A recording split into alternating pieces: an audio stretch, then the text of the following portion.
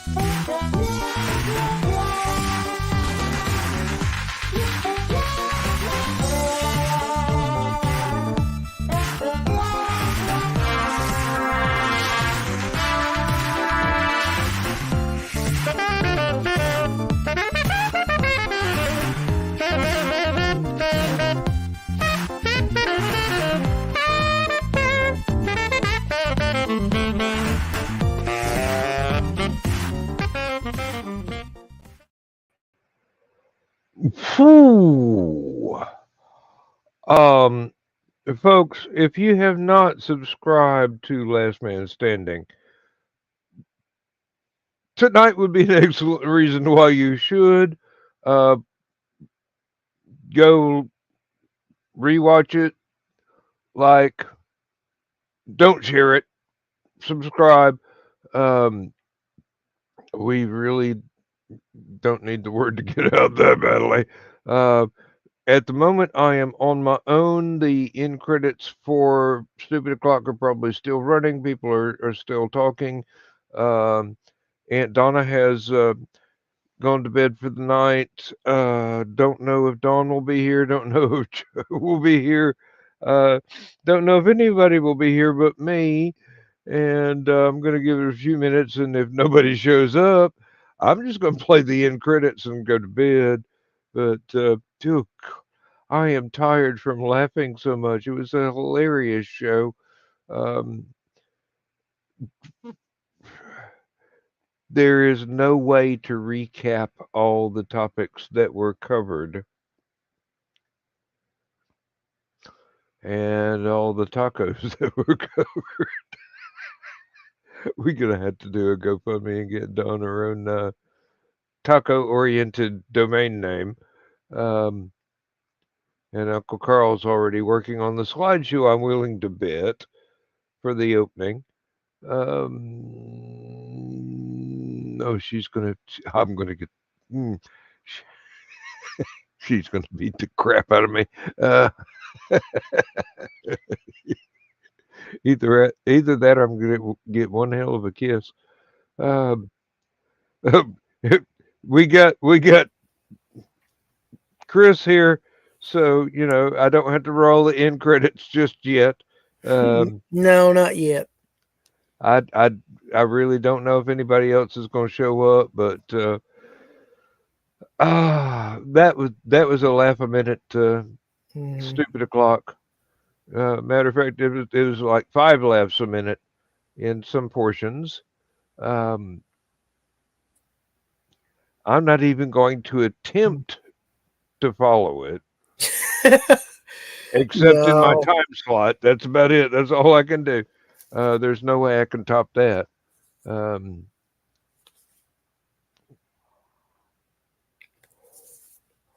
That's like Jerry Lee Lewis setting a piano on fire and walking off stage and saying to Chuck Berry, "Top that, Tiger." I ain't that dumb. No, but you know what? I bet Chuck Berry did a pretty damn good Recovery. Mm-hmm. Yeah. He did a honorable job I'm pretty sure. and an outstanding performance. I'm sure at that. There are just some performers are so theatrical. Mm-hmm. Anybody that has to follow them is just going, I'm in trouble now. Yeah. No matter how talented either one of them are. Mm-hmm.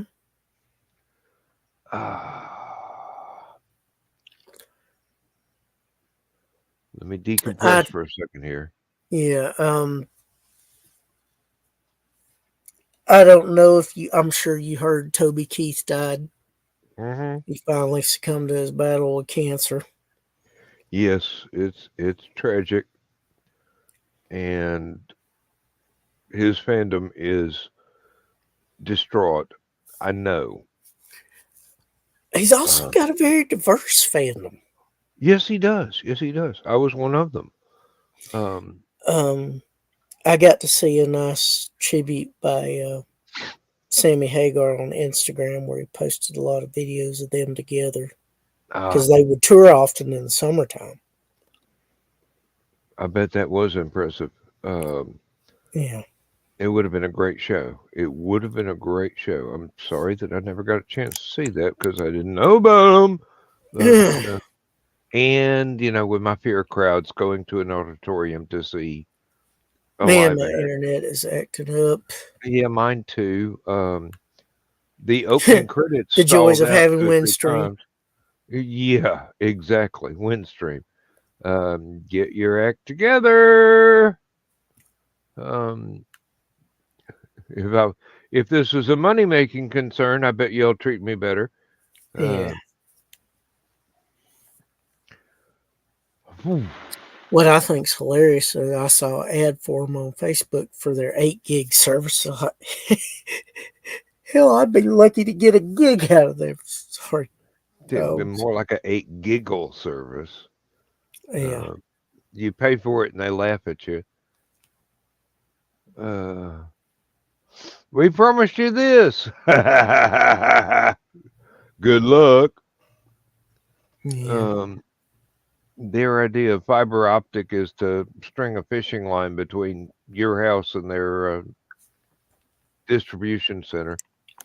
Yeah. And you have to supply your own tin cans. Oh, man. They are just so... Yes, but they are very stuck on themselves. If they weren't the only game in town... Yeah. That's part of it. A lot of the areas they service, they're the only option you have.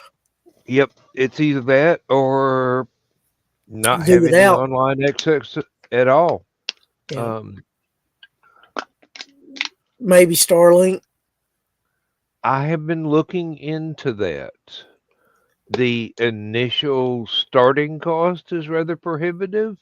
Yeah. But as long as Elon doesn't crank the price up every year. Well, I understand he's been pretty consistent with it. The startup costs are slightly exorbitant, but after that initial phase, and I've heard the service is fairly reliable. Adam Green says he runs Starlink. Yeah. Let me go. Give me 3 steps to the beer fridge, and I'll be right back. All right. Oh, I am not even going to turn off the microphone because all I'm going to do is open the fridge and get another beer. yeah. Um, Well, that's a good b- Leonard Skinner song, by the way. believe it or not, I only opened one beer during Stupid O'Clock. Yeah, yeah. I I mean, think the I I give, think the fact that you're finally retired now is taking some of the worry and pressure off of you.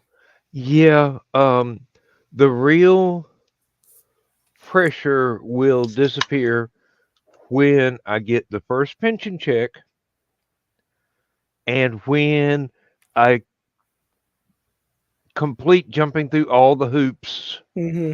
for my Social Security and the insurance I'm going to have to get for the health insurance for me and Lindsay. Yeah, Because there's no way that I can uh, get the same kind of deal that I had with the insurance from work.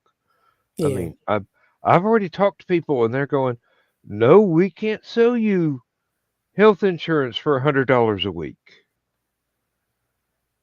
You're not a multinational, multi-billion-dollar corporation. We can't give you that kind of package deal." yeah. Um, Were even you though able to Cobra for what the transition period? I don't have the faintest idea. I have not been able to wade through the web pages yet. It's like you click on a link and there's more hoops to jump through before you can ever find out what the estimate is. Well, you could have, like I said, you could have done that through work because Cobra will allow you a transition period before you transfer over to another one. If With they my let you Cobra, I don't know that they would let you do that. employer, no, I'm willing to bet that the insurance that I had Wednesday did not exist on Friday. As soon as they take my name out of the computer, I am a non-entity. Um, Even though I'd been there for damn near half a century. So Yeah, um, that's the thing. Corporations don't care. yeah, Individual people inside the corporation do care and care greatly. But corporate as an entity is a yeah. vast unfeeling machine. Well, and it didn't used to be that way. You know, used to, if you stuck with a company, they were proud of you sticking with them, but that kind of went out with the 90s.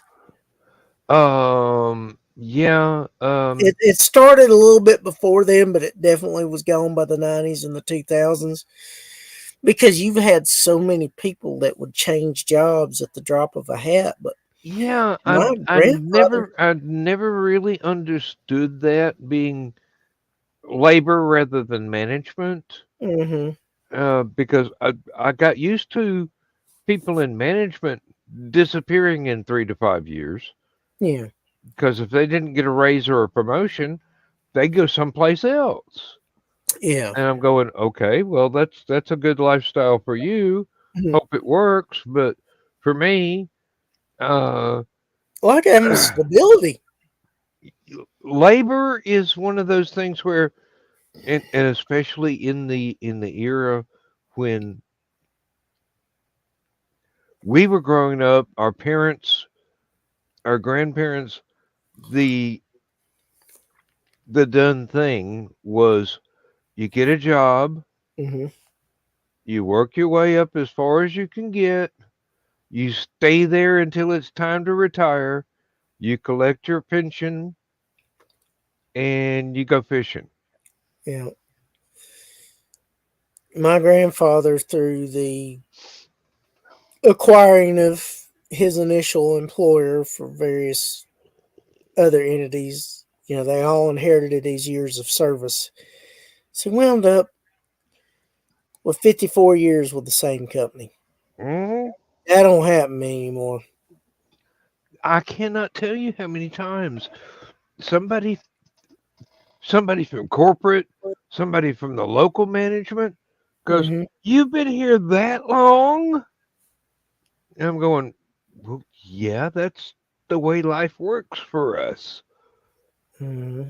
We don't get golden parachutes. We don't get No. exit strategies. We don't get the, uh, you get a job, you work.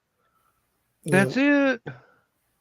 Um, sure, you try and better yourself in your condition as much as you possibly can. You try and work Yeah. your way up inside the structure of the place where you're working so that you get better and better and better jobs, Mm-hmm.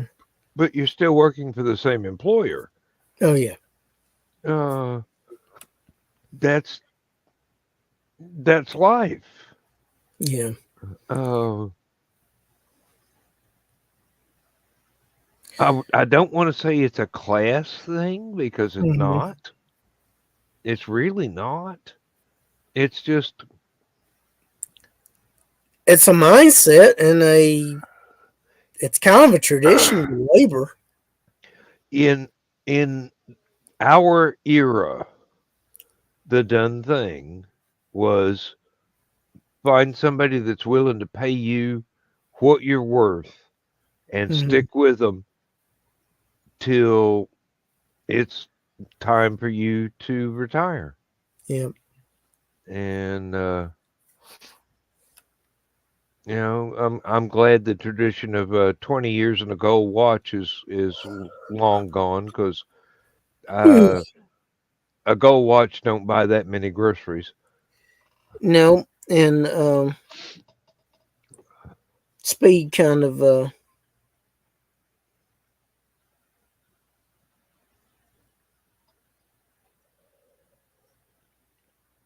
Dennis Hopper's character kind of put a sour taste in folks' mouth about the gold watch for retirement.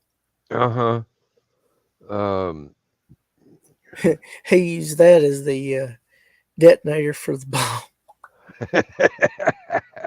or the timer for the bomb. The gold watch that the company gave him when they told him Yeah, take a hike. Yeah. exactly. Um, well, let's see, what week is it? All right. Next Wednesday, I will get what should be my final paycheck because, Hmm. payroll is always a week behind. Yeah. And I will get a employee bonus Hmm. for um, everything that we managed to accomplish last year with the safety goals and Hmm. quality goals and things like that. Yeah. Um, and then after that, I got to go to, well, I shouldn't really say the name of the firm, but I've got to go to the place that handles my 401k and go, Yeah. all right, y'all don't get any more out of my paycheck because I don't get a paycheck anymore. Yeah. Let's cash it out. Uh, I looked at that and I'm gonna pay almost an entire year's worth of income before taxes for the taxes on the 401k. Yeah. But that'll give me and Lindsay 4 years of guaranteed expenses Hmm. while I go through everything else and try and get the Social Security started here in Hmm. a couple of months when I'm at the appropriate age for the non penalized Yeah. filing. Yeah. Uh, I could have been doing this stuff years ago, but I kept letting it build up, kept letting it build up, kept letting Hmm. it surprises me. Long as the stock market don't crash before I get my money back, Hmm. I'll be sitting pretty. Yeah. My accountant, the guy that does my income taxes, is going to Hmm. really be upset that I went ahead and cashed it all in um, on the 401k and had to pay so much in taxes. But Well, I thought you could just, you quit contributing to it, and then you do disbursements where you don't have to pay all those taxes all at once. it works that way with the pension. I'm not sure if it works that way because I've already rolled over the entire pension Mm-hmm. into an IRA to get the monthly disbursements. Yeah. In the same year, I think I've already reached the limit of how much I can roll into there. Mm-hmm. And if I let them keep playing the stock market with how much the 401k is built up, Mm-hmm. it might get smaller here because of politics. Yeah. Because Well, it did. I would at least find out. I mean, if Well, nothing else, you can take what you've got, put it into like bonds and stuff where it's lower risk, and still have them do the distributions, where you don't have to take a big chunk out at once. well, Like I said, give, I'd at least look into it. Don't hurt given to the ask. given the current political climate and the uncertainty of what exactly is going to happen, It's an election year. The economy's always screwed during an election year. that's exactly my point. It doesn't matter who's nominated, who wins, who loses. Yeah, The because stock they're market, nervous till they figure the out what the stock hell's market is going going to on. wind up eating a huge chunk of what I've got in there. So I'd rather have it in a high interest savings account Yeah, than in the stock market where it might take me 10 years to recover yeah. from the foolishness that's going to happen this year. Well, bonds are the most stable and low risk thing. If you transfer it into bonds, it's not going to be as affected as it would be with the stock market. Well, that's a very good and valid point. Yes. Uh, I'm willing to let the pension plan keep being administered by the same people that have got my 401k right now. Mm-hmm. And they're just going to, you know, give me, well, I started to say a little bit every month, but no, it's good what I choose to try to live off of every month. Yeah. Oh, hey Rob, how you doing? Good. No, no, no. Um, let me send you a link here just in case you got time. And I mean, if you don't worry about it. But got to got to fire up Messenger. This might take a minute. Yeah.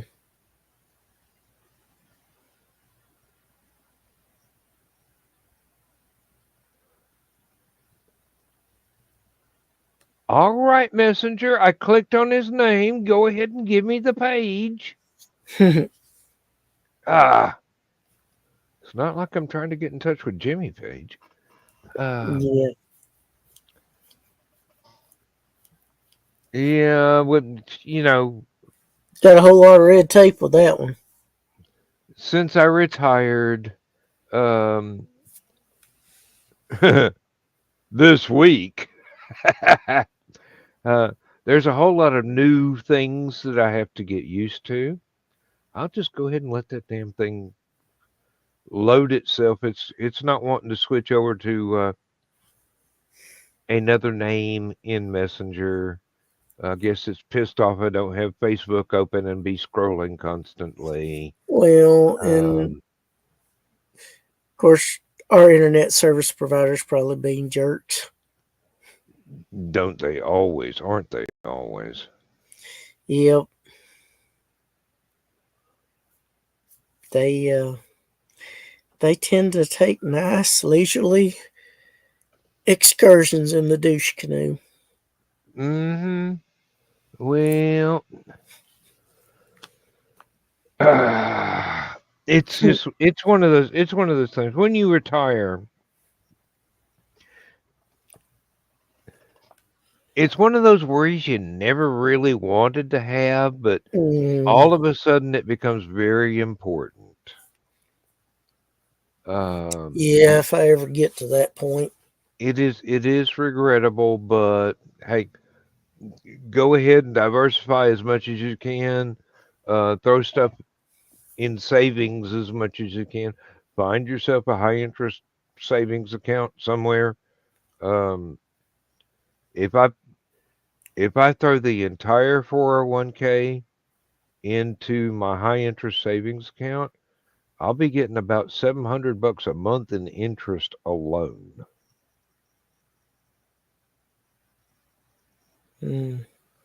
That, if I was single, I could live off that and never Yeah. touch the principal. Of course, all the principals I've had would never wanted to touch them anyway. Um, Oh Lord.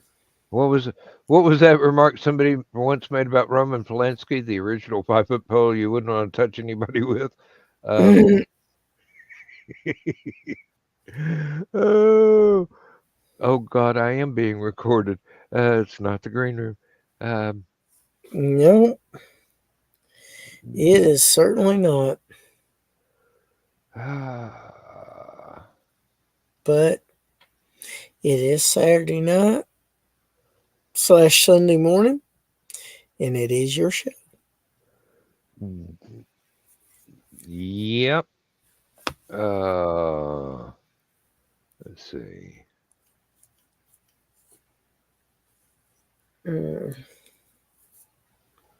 I don't know. I'm gonna go ahead and send a link to Thesis as well.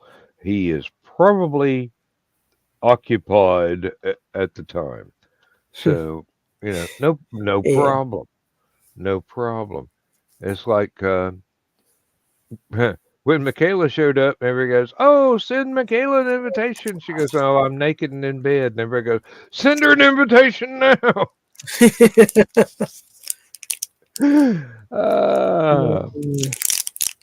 Which I'm sure that tickled her ego to no end, but it's Yeah. worth it. I like to see her smile. Yeah. It's nice seeing most women smile. Oh, yes. I wouldn't stop at There's most. been a few that they're smiling. You might be in trouble. Oh, you've met my first wife. No, you No, haven't. but I've heard plenty about her. uh, those are stories best told over a half a bottle of Statesman when we've already had the first half. Mm, I might actually have to go to the kitchen and get some more rum here.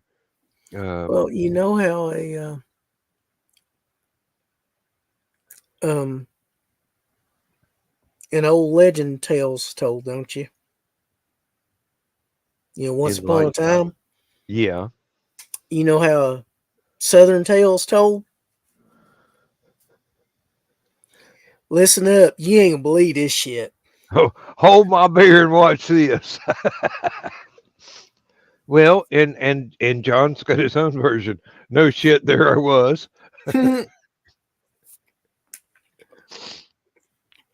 And Zach's got this one time at church camp. Man, those panels. No shit, I was there. Some of the most outrageous and funny Oh and my weird. God. I know. And knowing who was on those panels, I'm just going, oh, why didn't you tell this in between when we were taking a break? Oh my God. Well, Um, I mean, some of the people that are some on of our there, mutual friends have stories that they won't even tell in panels, but if you're outside the building, yeah. Well, the thing I hate is I think I missed one that David Drake was on. I think I did get to see part of one where he spoke up a little bit, but I heard there was one where he talked a lot more. Yeah. I will tell you one who had one of the most interesting stories was Mike Massa. Oh, okay. You know who he is, right? Yeah. You know he was in a very special branch. Yeah. One of those Division. one of Yes. those attached to an alphabet. Yeah. But anyway, yeah, his story was like, damn. I'm convinced that that's one of the reasons why John Ringo is such an entertaining writer is Mm-hmm. because he's had such an interesting and eventful life. Oh And yeah. I mean, military, marine biologist, God knows, all the other yeah, activities that he's done over the years. well, I mean, it's the same with Stephanie. It's the same uh with uh Doc. I mean, seriously, Mhm.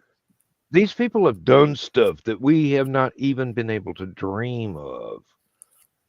And even And though it, I don't think he was in the military, David Weber's got a very rich mm, background.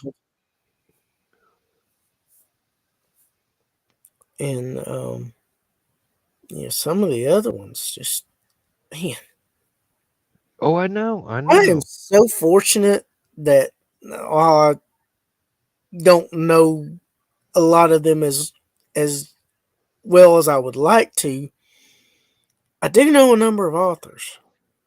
Damn good authors. We have been very blessed with that, actually. And even though I'm a very, very low tier Mm-hmm. author, it's like I can walk up and say hi to somebody and call them by their first name, and their books are on my bookshelf. Mm-hmm. Um, Good Lord.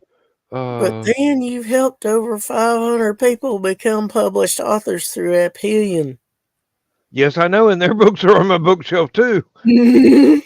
When I'm lucky, they send me an autograph copy instead of their publisher send me a copy. Um,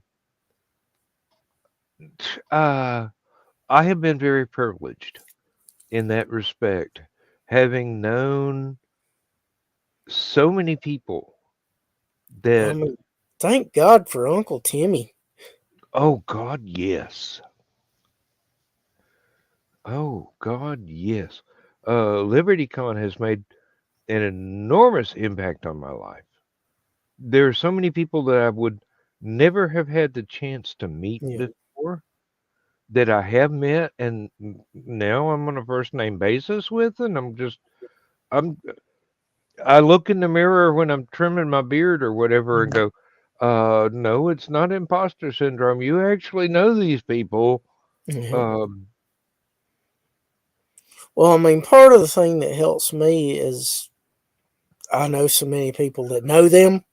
That, oh, he's friends with this person and that person. Okay, yeah. uh-huh. Um, And your publisher was in Superstars conference in Colorado this weekend. I know, I know. I am There's a eagerly awaiting the email when he says, "Okay, we're ready to edit the next book." Mhm. Well, there was a picture of him with his wife, Tom McCaffrey, and H.Y. Greger, who's a younger lady author that I think is going to have a pretty notable career before she's all said and done. Oh, Hey, hey, Kerry. Carrie, how you doing? Uh, He's probably tired because he's probably been streaming.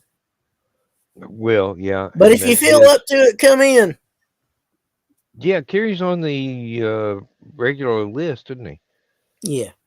Okay. Yeah, he should have the invitation. That's why I said, if you feel up to it, Kerry, come on in. If not, Really? that's cool too.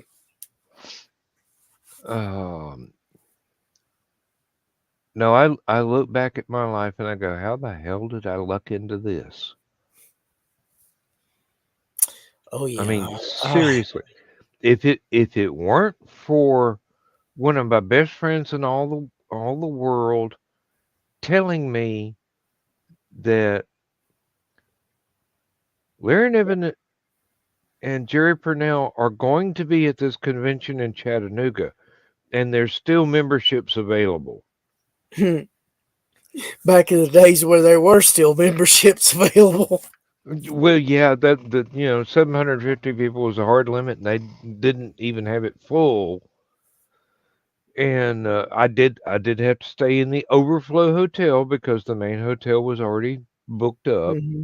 which is no problem. And I walk in there, I get my badge, walk out into the courtyard in the middle of the hotel where the swimming pool is. There's Larry and Jerry in the swimming pool.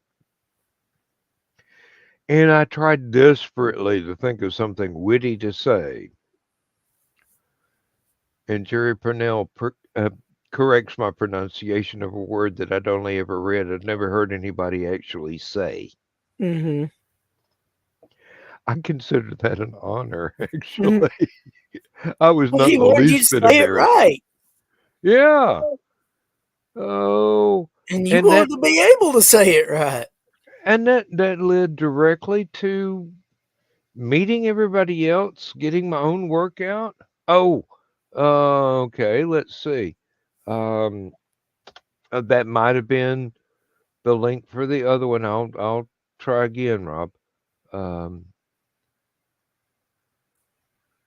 um, yes, this one is the current one, and I will repeat that with thesis because obviously I sent the same damn link to Mm-hmm. both of y'all. But thesis might be retired for the night. Possible.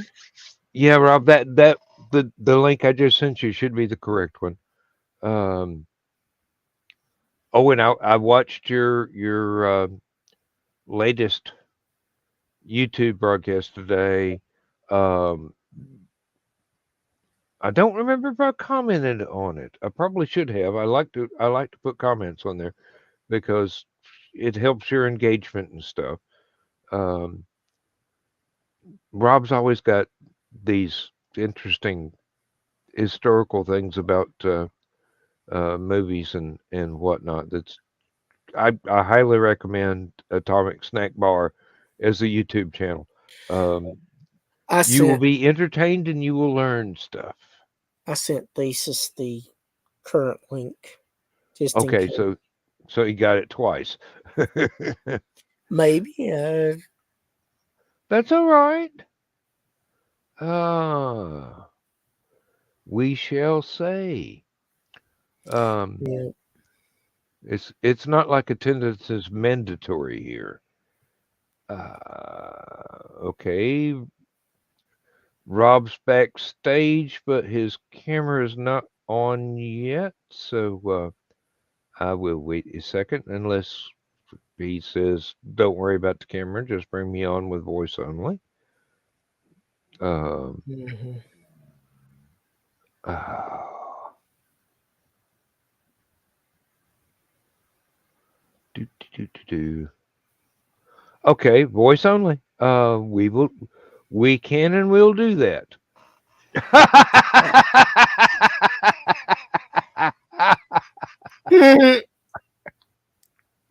Evening, fellas. Good Hey, evening. Yeah, I have literally been up about 15 minutes, so I just did not feel like setting up my setup. So I was just gonna just pop in with voice tonight. That's that's fine. fine. That's fine. We Is there have a done way to that do like before. a is there a way to do an icon or a picture or something so I'm not just this bar sinister through a camera? Yeah, I think you can. I don't know. Kiri You would be can. the expert on that because they like to use an avatar rather than turn the camera on quite a bit.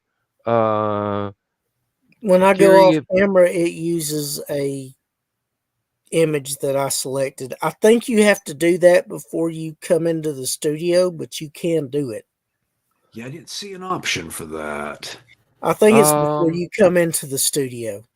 So if you leave the studio and you click back on it before you click enter studio, you can set that up. I'll try it again. Give me a sec. Sorry, fellas. That's okay, fine. no problem.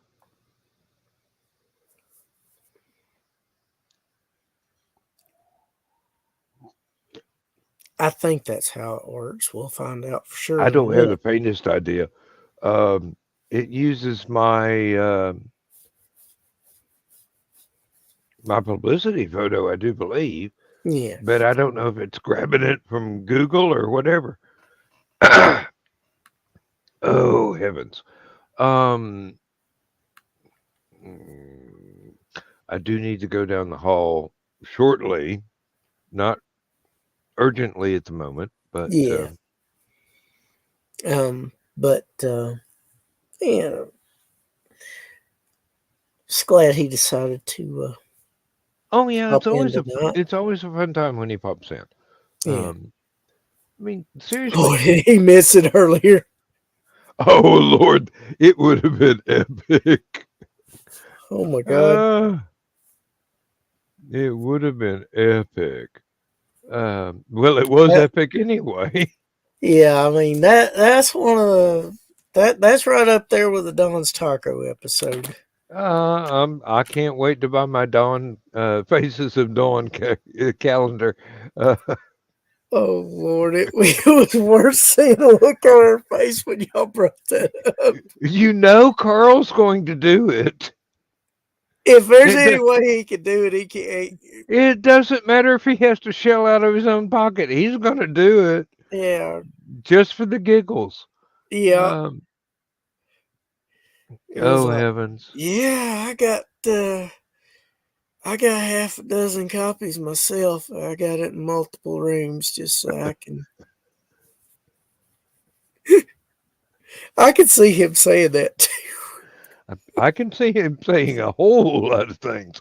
I am not going to. Did you see that picture that Donna posted of him when he was younger, without the beard and the mustache? Yes. I didn't realize that was him. I got no. Damn, that was him. Rob, you're in the room. It's just not showing the little kitty cat. So go ahead and talk and oh Lord. Okay, yeah, it doesn't always bring it up on camera, I think, if you got the icon.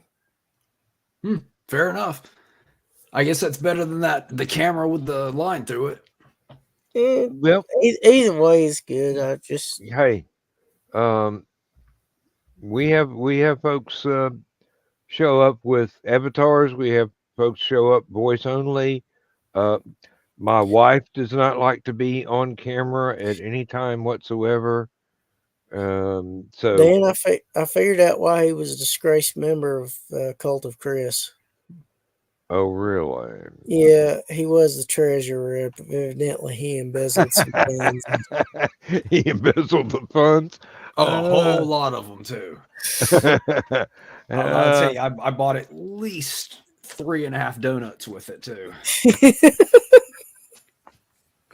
Are those American donuts or Canadian donuts? The minis are the full-sized ones. Oh, I roll hard. I got full size. Awesome. So wait a second. Is there a difference between American donuts and Canadian donuts?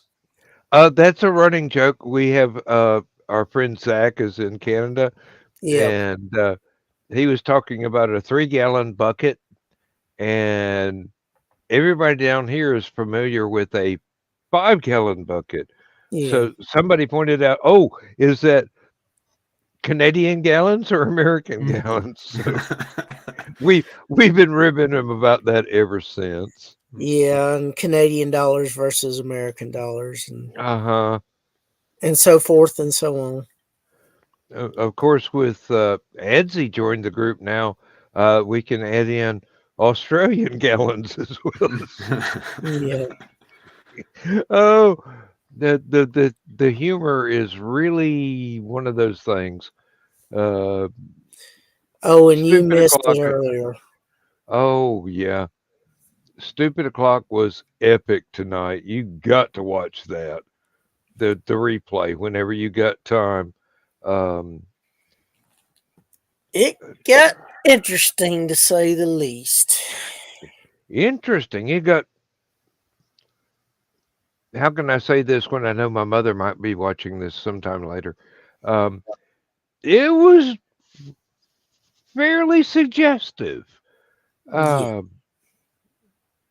All right, now I have to run down the hallway. All I right. will. Go I ahead. will be right back.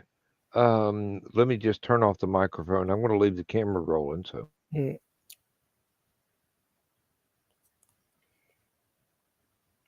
So, Rob,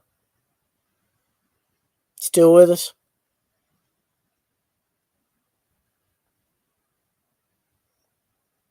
Hello.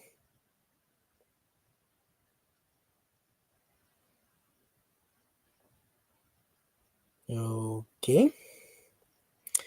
I guess I will try and occupy the time while no one else appears to be here. Dan has made a pit stop, and Rob is either looking at something away from the keyboard or might have had to drop out.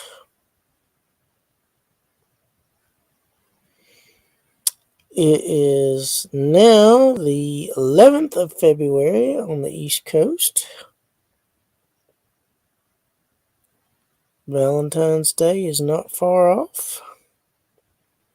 If you have a significant other, if you haven't already made plans to get something for them, you might want to.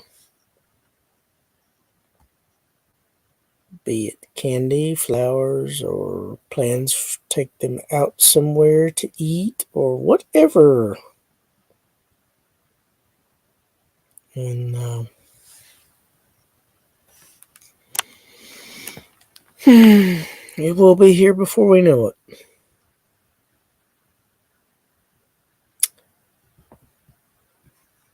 Rob, are you still there?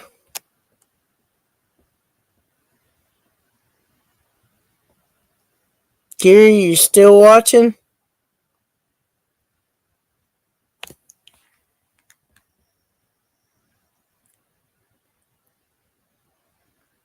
You might have muted yourself, Rod.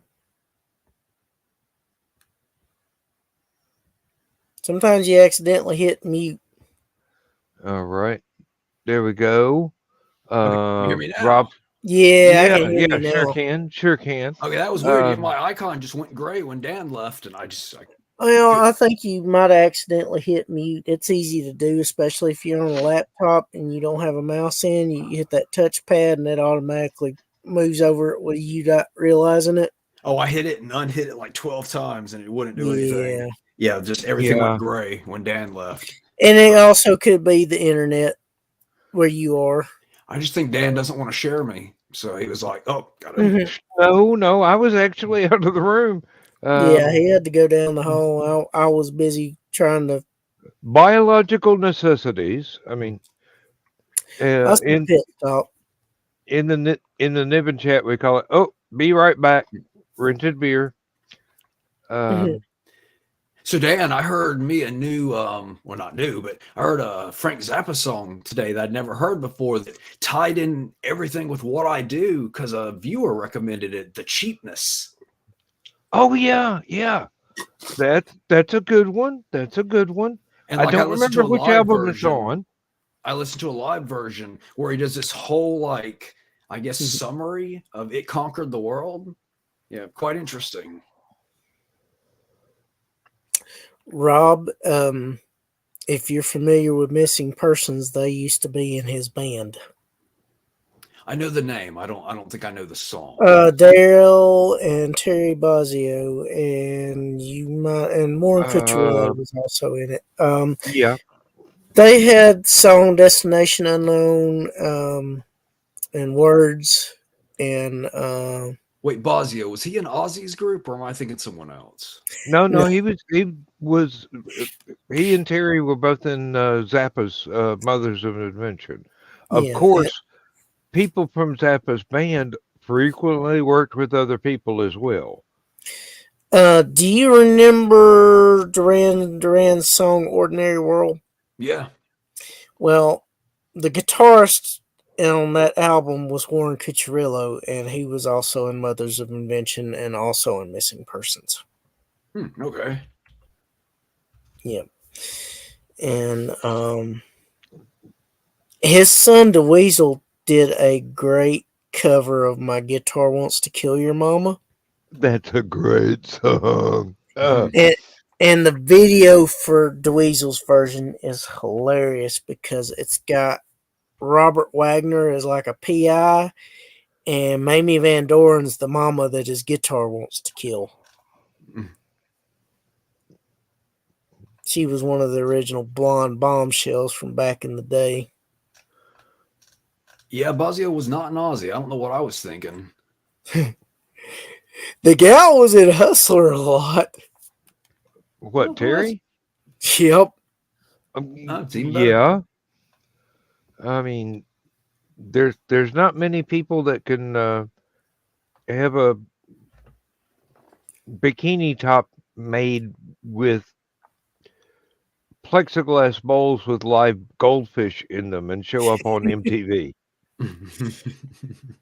And she was also famous for having platinum blonde hair with neon pink and neon blue streaks in them. And am I wrong in thinking that she was the original Susie Cream Cheese off of some of the Zappa albums?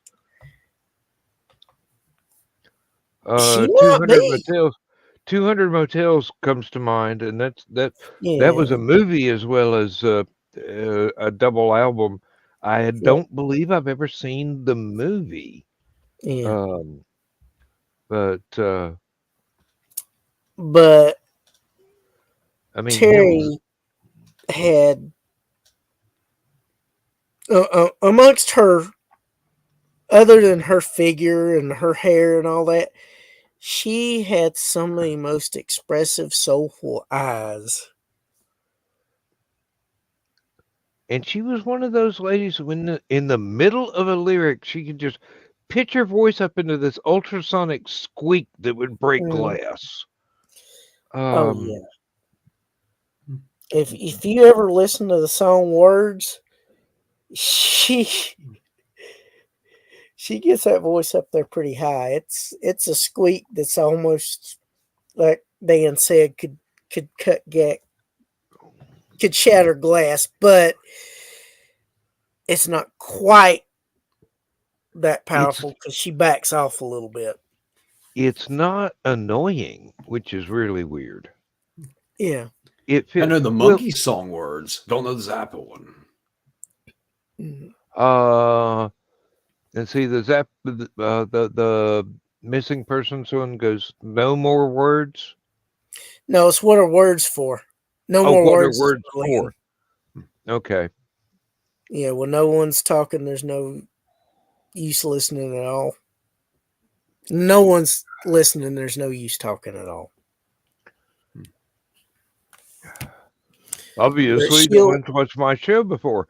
Yeah. But she starts it when she does it. Do you know me? Oh, I can hear the voice now. Yeah. Yeah. So what is the sound of Missing Persons? Like I always, for some reason, it's kind of new wave. Yeah, that's what I was thinking. A new wave group. Okay. Yeah, they were. They kind of got tied in with the new wave British invasion, but they were very prominent on MTV, Yeah, back when MTV actually played music videos, yeah. before it And became a wrestling channel. they also had the thing where they turned up the whites in the videos, and like I said, she had the neon color in her hair and her eyeshadow and all that, and of course she had Yeah. they looked like clear. If you ever saw what legs pantyhose used to come in, it kind of looked like the top of those that she had. Mm-hmm. And sometimes they were partially covered on the inside, and sometimes they weren't.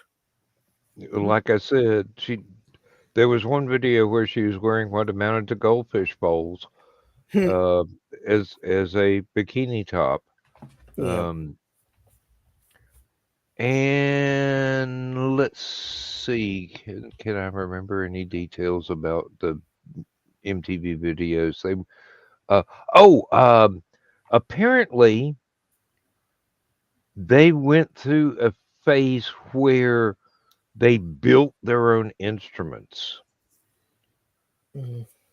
And when you get to the level of talent where you can build your own guitar Mm-hmm. and have it be as Star Wars special effect as you want, and the keyboard was rather weird too. Um, they didn't really milk that very much, but it was one of those things, and it might have just been an urban legend and not a real fact. So I do not know, but I do know they had some very interesting looking instruments in some of those MTV videos. That's a nice segue, Dan, because not only having to do with Oh, it Star was Wars. Dale, because Terry was the drummer, the man. Do what now?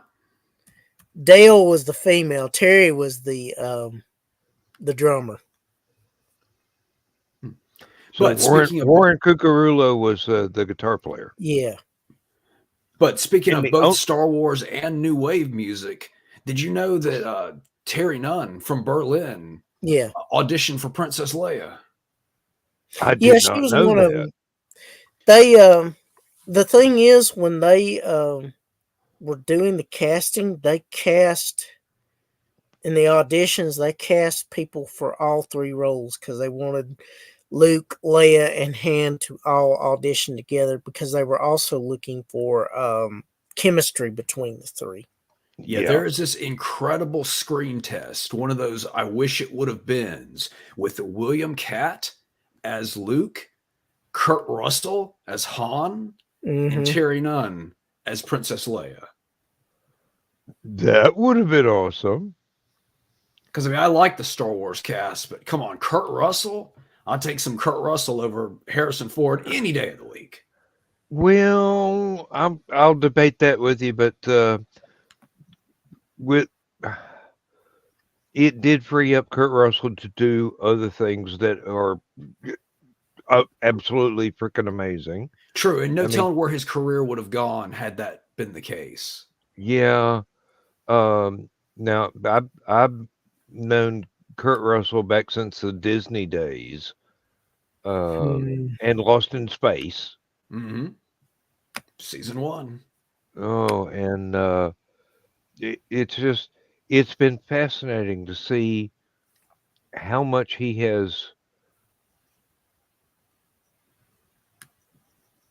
just become so many iconic characters. I mean, seriously, Snake Plissken. Yep.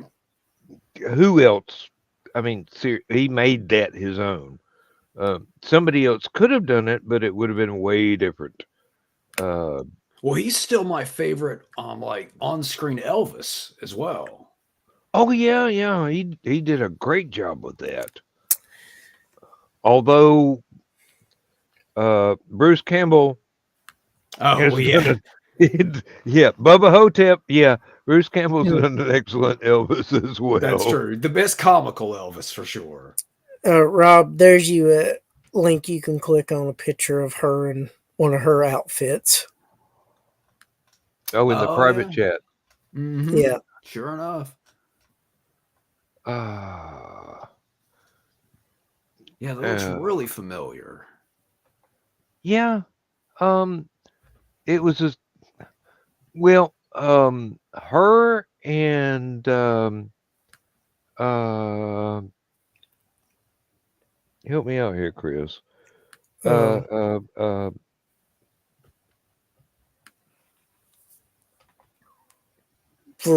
what? Music videos, lady vocalist, pink hair, absolutely. Oh, not Tracy Ullman.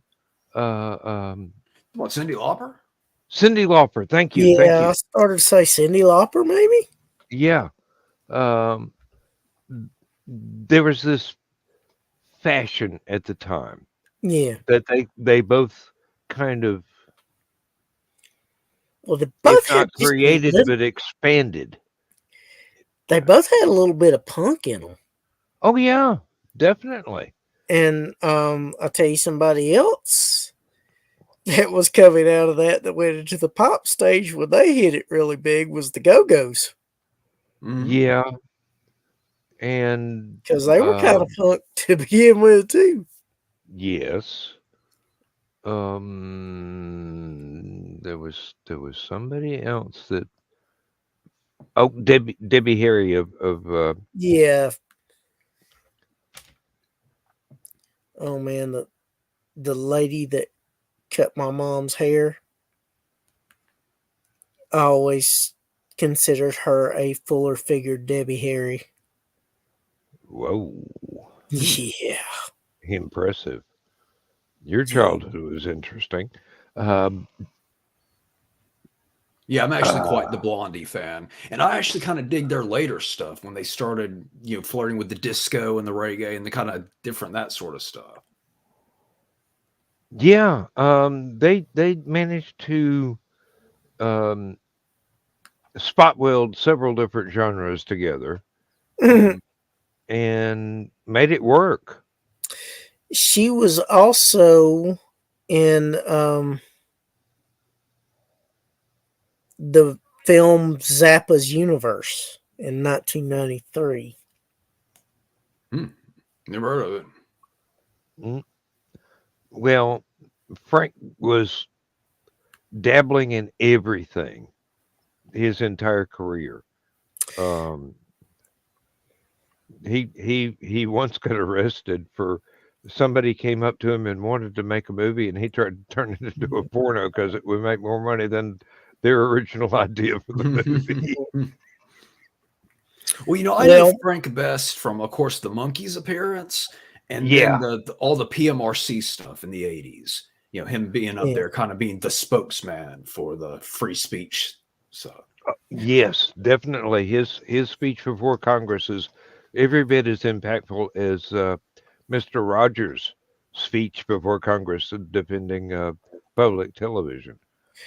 Hey, Rob, Yes, sir. their biggest hits for Missing Persons were Words, released in 81, Mental Hopscotch, released in 1982, and Destination Unknown, also in 1982. Okay, all slightly before my time. I mean, I was around, but very small, so that's probably why I don't know those too well.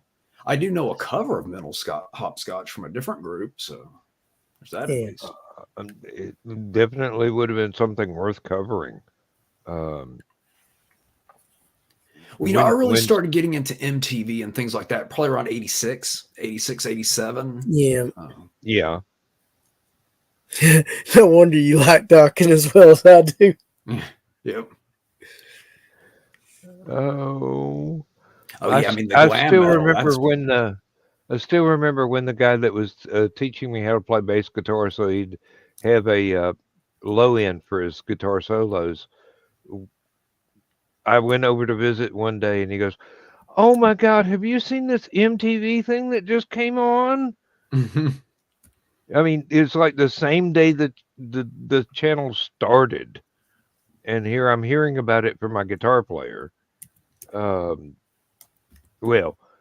he wasn't my guitar player. I was his bass player. Let's get the dominance in the right order there. Um, actually, there's I think it's One Night Only. One of my albums on Bandcamp. That's me and Mhm. Jim. Um,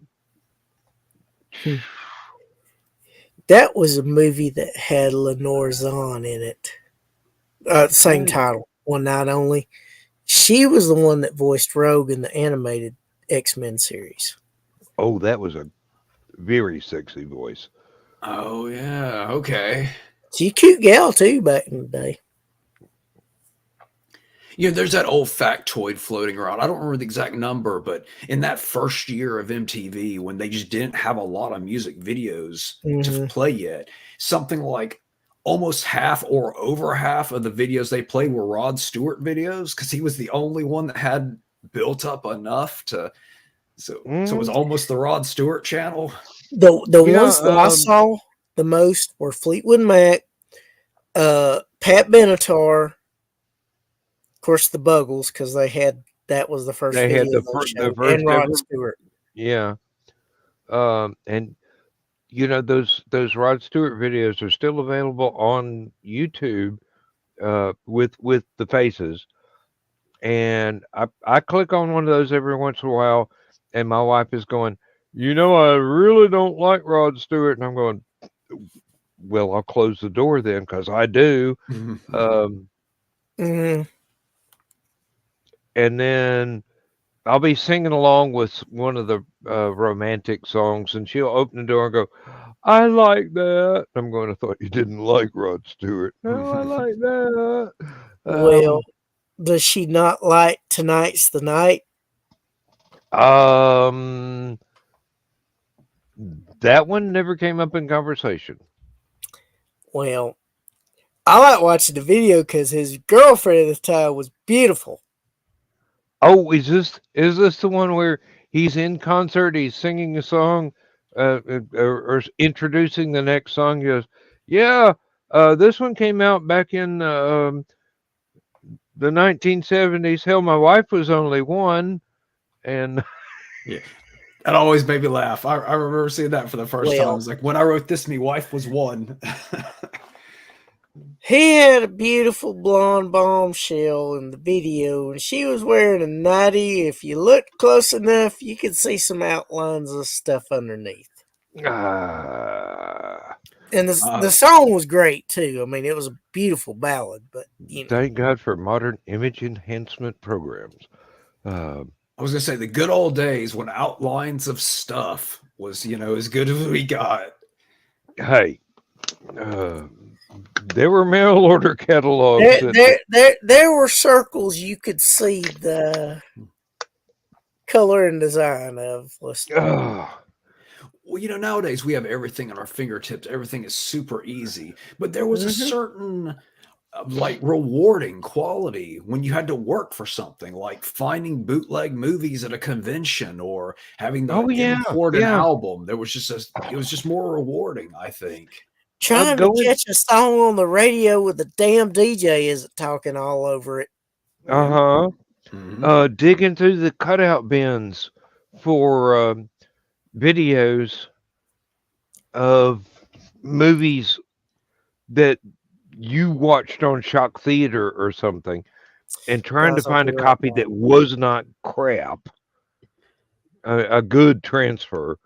Um, Oh, I remember I've got a. going to many a Dragon Cons, digging through, but I don't know if they still have them, but they used to have the tables of bootlegs and just digging through all the different Japanese bootlegs and stuff with Oh hard yeah. subs on it and good There, times. there was one time when one of my friends had located a copy of Rocky Horror Picture Show that had an extra song and had Japanese subtitles. Yeah, because a lot of that stuff came from Japanese Laserdisc.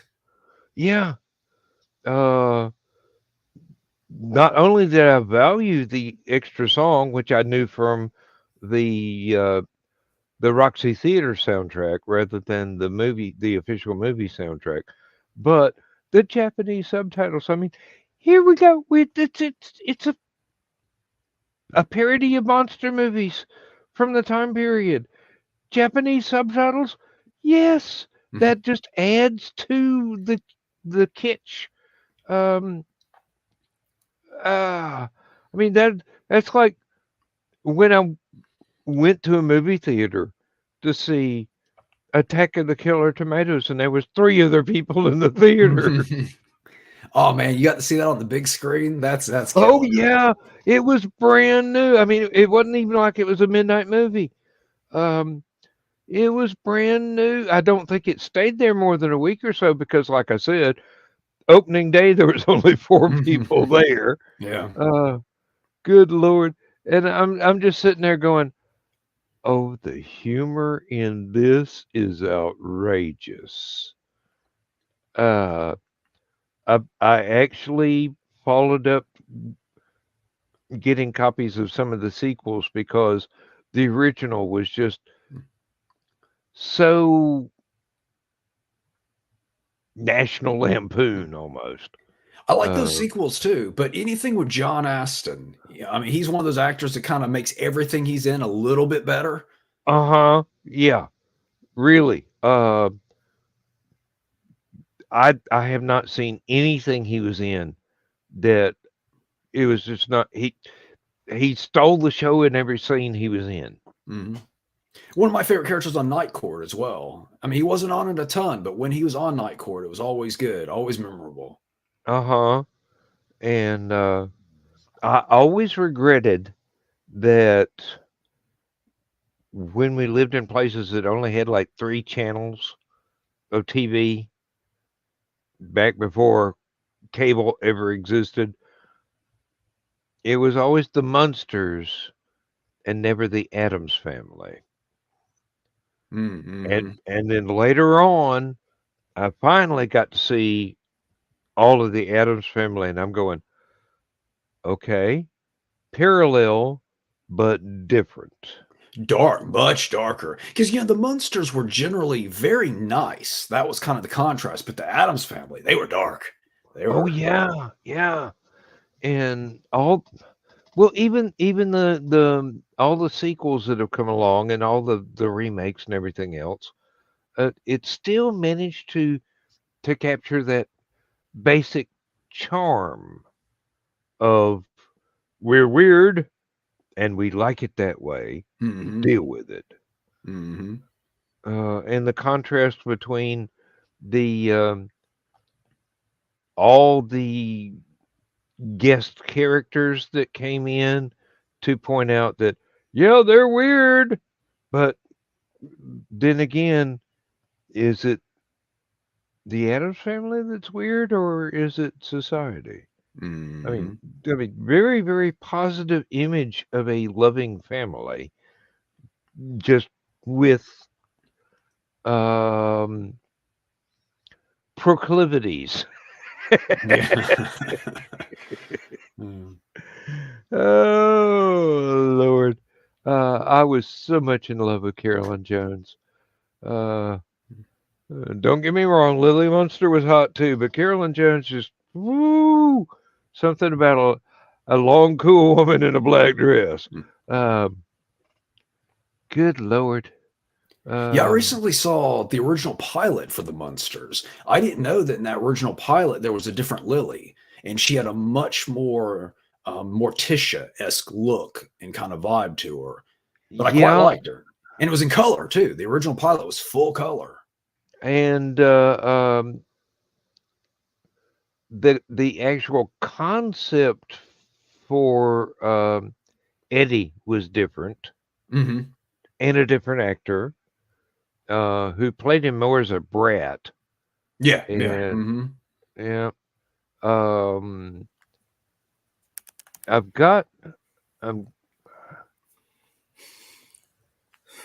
on my Facebook friends. I've actually got the actor from the series in there. He does a lot of car shows now with Oh, the Butch Munster Patrick. coach, Butch Patrick. Yes. Yeah. He does a lot of car shows with the Monstermobile and Dragula. Um, he Yeah. he's a very, very down to earth guy, really. Yeah. Yeah, I really I guess word would be grateful to Nick at Night as a kid because I just hit just in that right patch of time when Nick at Night first hit and it Yeah. started showing stuff like Mr. Ed and Car 54, Where Are You? F Yeah. Troop. So even those shows were way before my time. I grew Uh-huh. up with those shows because I was watching them every night on Nick at Night. Yeah. Believe it or not, I'm old enough to have seen most of those in first run. Hmm. Uh, my childhood is very interesting. Um, Mhm. um, I actually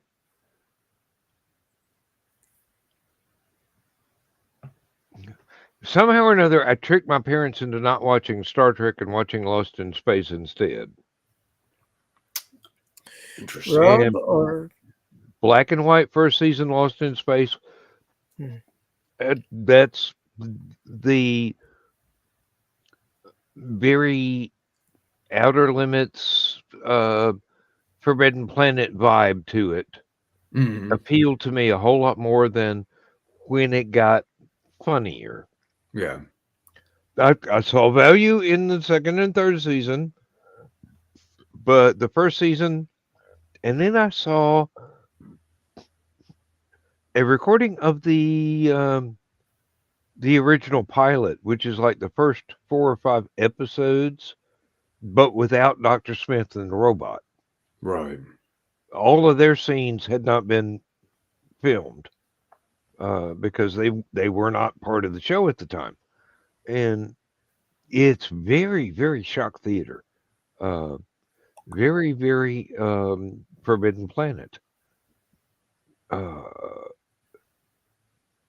and the fact that I grew up watching Guy Williams as Zorro did not hurt things at all. Right. Yeah, I mean, as I've said, I grew up with Lost in Space because again, just that perfect time period, and that's when I think it was USA started rerunning it, and it just really got me. I was really late to the party with Star Trek. I actually didn't see my first Star Trek series. I saw the movies, but didn't see the first like series until I was an adult. Like very late to the Oh, party. I wound up watching the absolute first broadcast of the first episode of Classic Trek. And yes, I was hooked.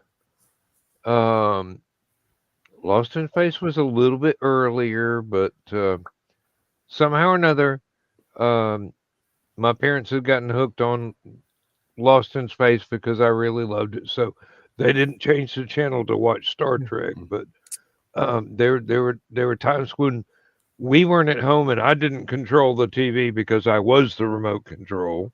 Yeah. Um, and got to see Star Trek and all its beginning glory. They Yeah. hadn't even found their footing yet, and ah, well, lifelong fandom of both shows. Um, I loved Battlestar Galactica because I was little when it came out. the original, yeah, Yes.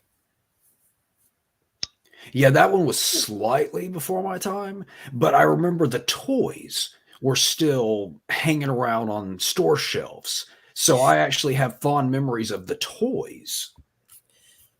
Well, I was fortunate enough to be able to purchase the VHS copies.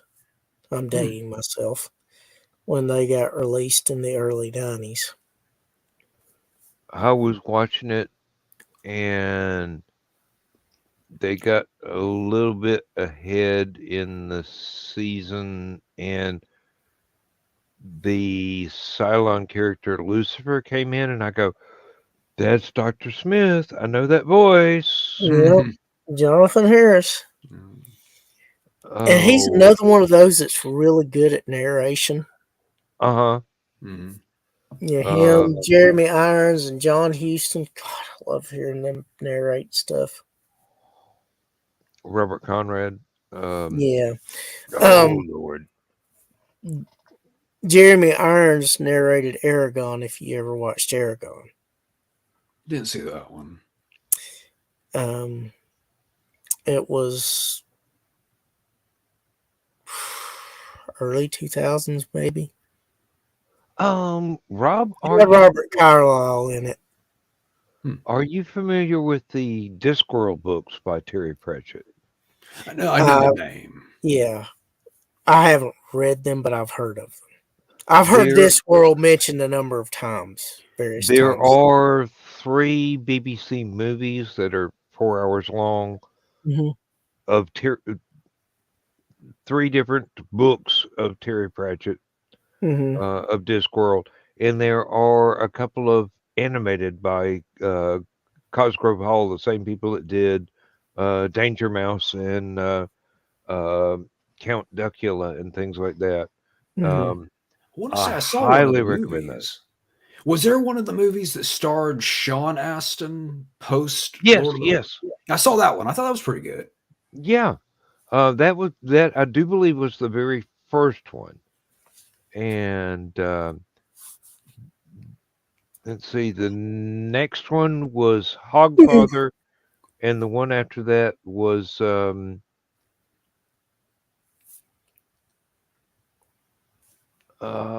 the one about the post office uh versus the clacks, the optical telegraph, um, semaphore telegraph. Yeah. I can't remember the name of that one. I should. Um, too many years, too many brain cells. Um, probably need more liquor. And then the animated ones, there's Weird Sisters and Soul Music. And because they're animated, all the stops got pulled out. Those are excellent. But if you ever get a chance to see all of that, you will want to go buy the books so that you get all the background stuff. Right. And Yeah, it's just one of those things, so many books, so many movies, so many comics, so little time. yes, I know. I was lucky enough to where Pratchett's publisher was sending me books, his Discworld books to review back when I was doing book reviews. Oh, Uh, nice. Hey, I bought them in paperback anyway, but I'd get these free copies of hardback Discworld books, and all I had to do is go, "Hey, this is great. Go buy one." And the reason I stopped doing book reviews is because I ran out of variations on, "Hey, this is great. Go buy one." Okay, Dan, I'm going to put you on the spot here for a second. Okay. Favorite 3 Star Trek captains?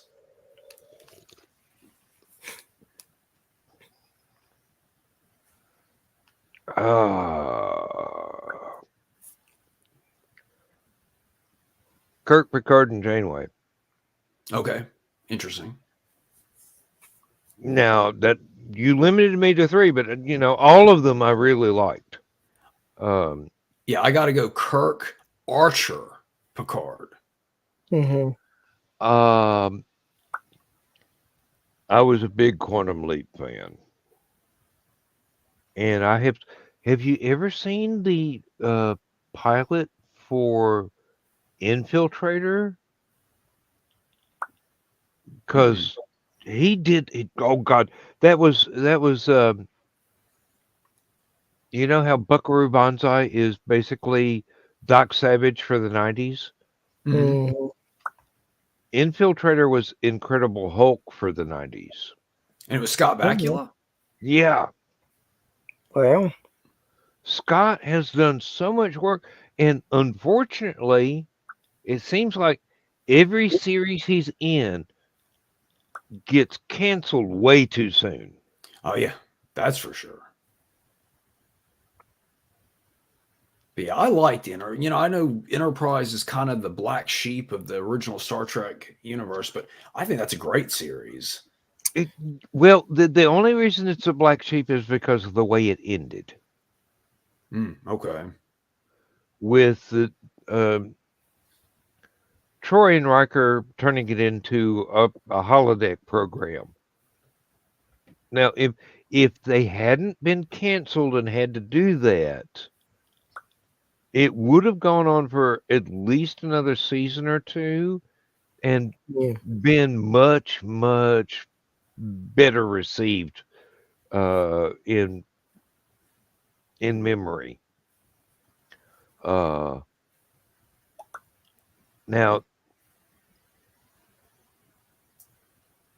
I had a problem with Deep Space Nine because there's a Writer's Guide magazine that came out where Straczynski goes, yeah, I've got this idea for a sci-fi show set on a space station, and I shopped it to Paramount, but they weren't interested. So I'm starting to do it by myself, and we're getting funding and all this other stuff. And then Deep Space Nine comes out, and you go, okay, Star Trek franchise, Paramount, everything's set on a space station. The characters are nothing similar, but you got to think the Paramount execs go, what can we steal from this Straczynski dude before he notices? That's still a bone of contention between fans today. It's true, but look at it this way: because of that, we ended up with two great series. Yeah. Well, Deep Space Nine didn't start off that great. I had high hopes for it, and it got better as it went along. But man, it wasn't until second season of Next Generation that I really got involved, invested with it. It was about third season of Deep Space Nine before I got invested in it. Yeah. Well, one of my favorite episodes of The Next Generation, well, excluding the ones with Leah Brahms, because I thought she was beautiful, but you're not wrong. Do you remember the episode that had the it was like they were on a train and they had a conductor that was played by one of the Johnsons from Blazing Saddles? Huddleston, I think's the actor's name. David Huddleston. It was like they were on an old-fashioned train, and they were gaining. It was a weird episode, but it was good. It was entertaining and kind of kept you guessing there for a little while. And I do not remember that one, but I've got them all on my hard drive here. And also, do you remember the episode that the little girl contacted Data and Data? That one I remember vividly. Yes. Well, the little girl wound up being Nikki Cox from Las Vegas. I did not know that. Yeah. Was that boy? that redheaded actress? Do what? Was that redheaded actress? She was kind of reddish auburn hair. She was James Caan's daughter, I believe, in the series. Of course, her claim to fame and gives hopes to all nerdy guys everywhere, as at one point in time, Bobcat Goldthwait was engaged to her when she was on Unhappily Ever After. Yeah, that's who I'm thinking of. Yeah. Mm-hmm. Yeah. So Bobcat Goldthwait can be engaged to Nikki Cox. There's a little bit of hope for every guy. Yeah, really? There you go.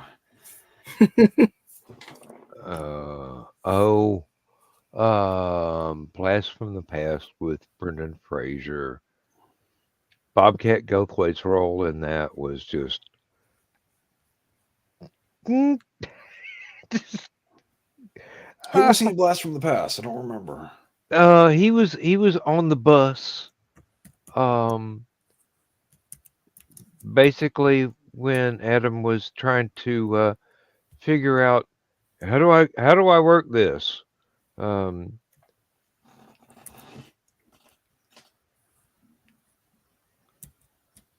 Yeah, because it's weird because I really like that movie. That's one of those ones that I'll watch it every time I see it on TV. It never gets old. yeah, I've worn out my video tape copy. Um, that and I used to play the Robin Williams movie that was done from Isaac Asimov's iRobot stuff. Um, um, oh crap, what was the name?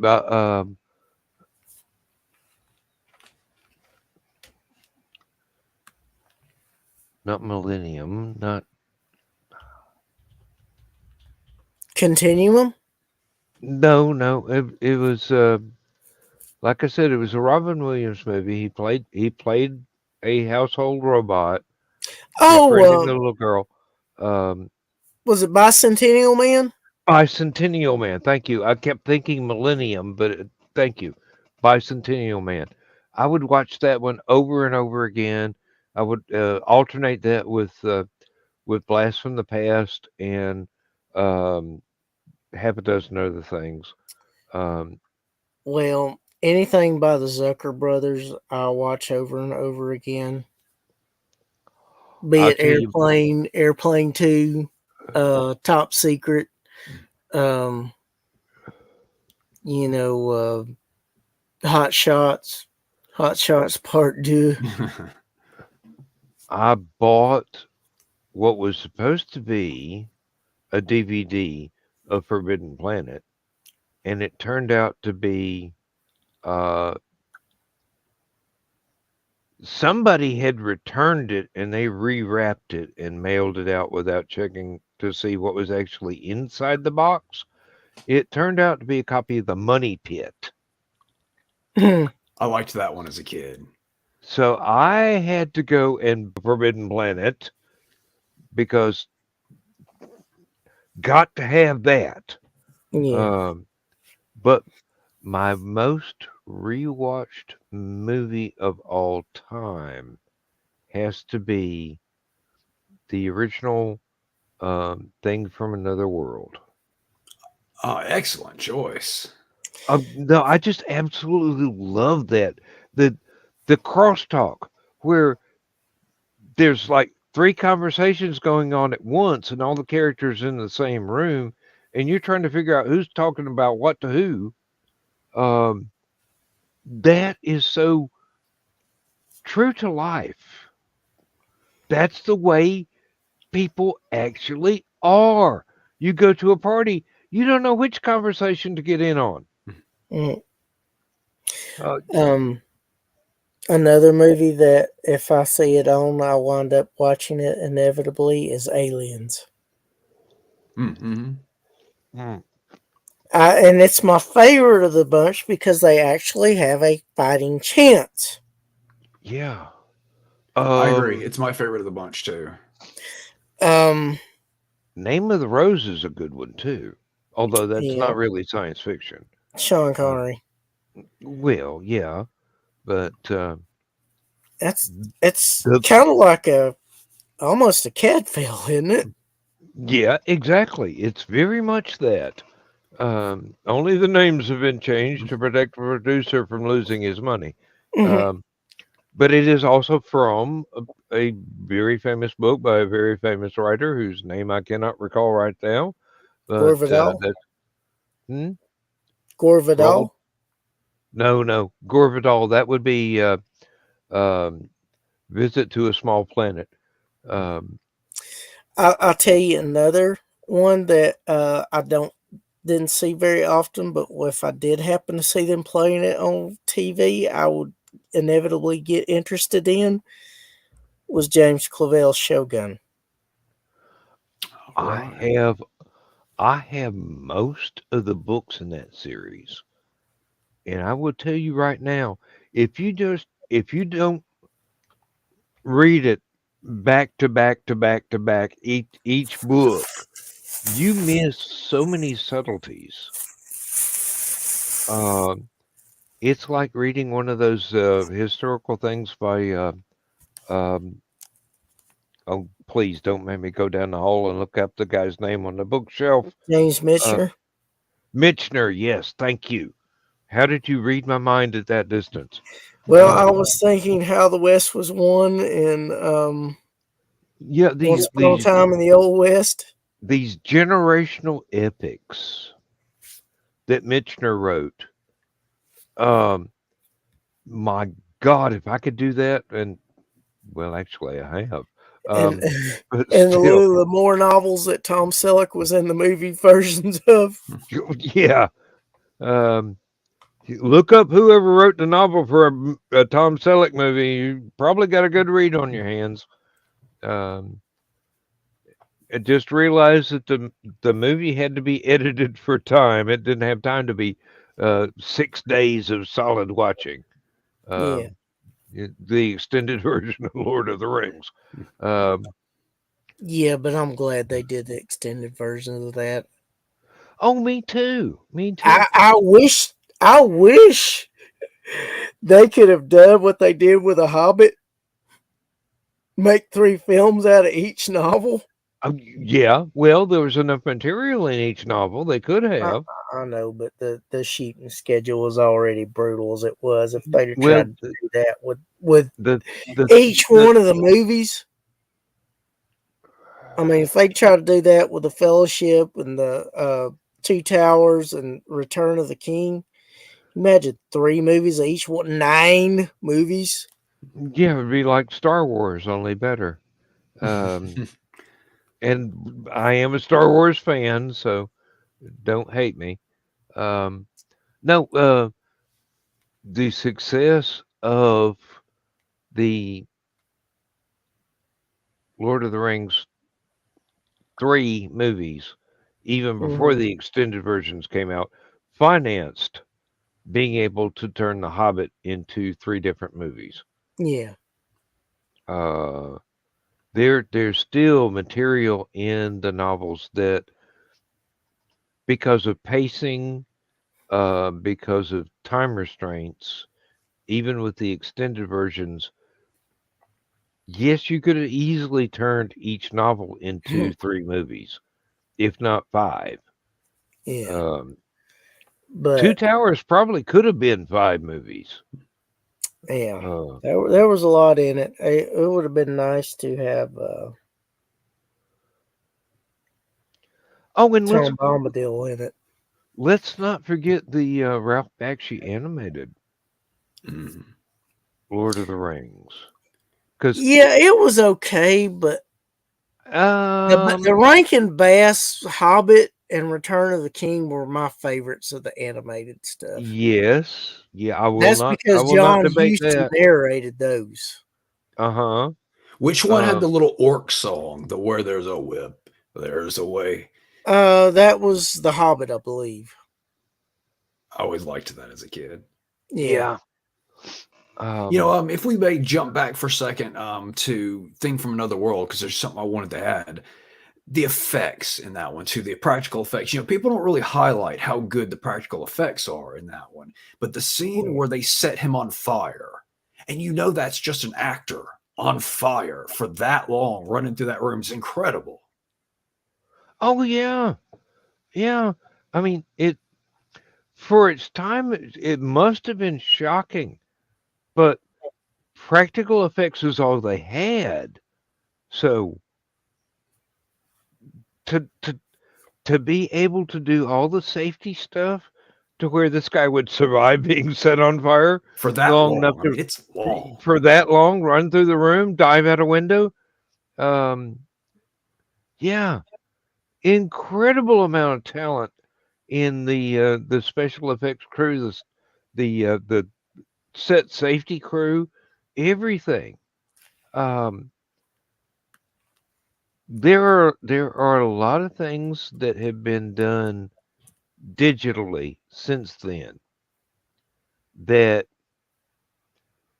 if you had the gumption and you did it with practical effects instead, it would have been, well, I can't say better, but I say much more awesome. Yeah. But Well, it's interesting too with The Thing from Another World versus The Thing. It's like both those movies, based on the same source material, are both kind of marvels of practical effects. Mm-hmm. Indeed, indeed. And the prequel to John Carpenter's version, that was, I know it was done later and had all kinds of advancements in the technology, but if you watch the stuff in order, the story really hangs together. Yeah, they did a good job with that, I thought. I wasn't keen on all the CG, but I thought the story was good. Well, as a writer, I'm looking at the story more than I am anything else. Yeah. But I have that handicap with a lot of movies.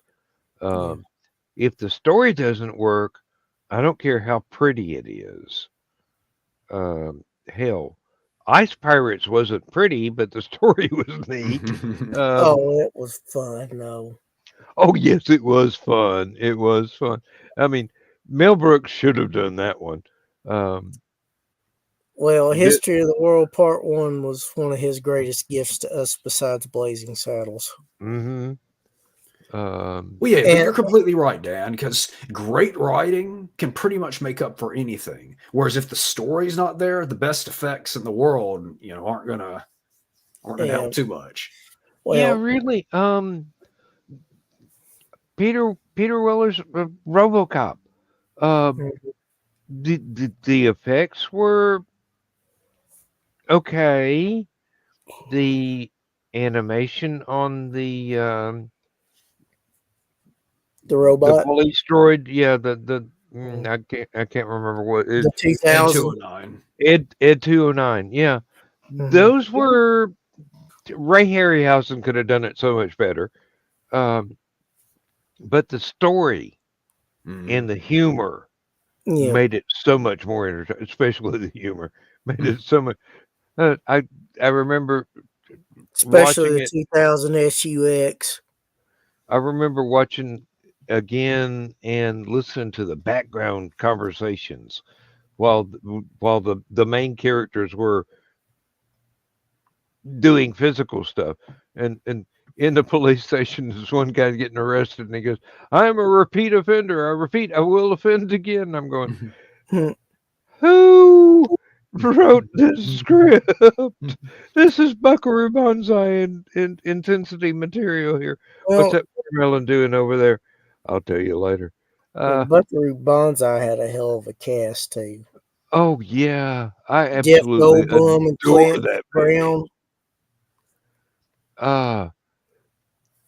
Wasn't it that the producer stole so much damn money they could never make a sequel? There's some story behind the fact that there wasn't a Buckaroo Banzai 2. I thought it was just because John Lithgow's character was so damn weird, freaked people out. No, otherwise there would never have been a third Rock from the Sun. Oh, he was a good actor. I mean, it's just yeah, the role was just crazy because that's the way it was written. Yeah, it's interesting because he can play a really lovable weirdo, and then he can play a really, like you said, creepy, scary weirdo as well. He's very versatile like that in his weirdo. Well, do you remember his little movie within the movie for the Twilight Zone movie? Yeah. Where he's the passenger on the plane and he's seeing this thing out on the in the William Shatner role, yeah.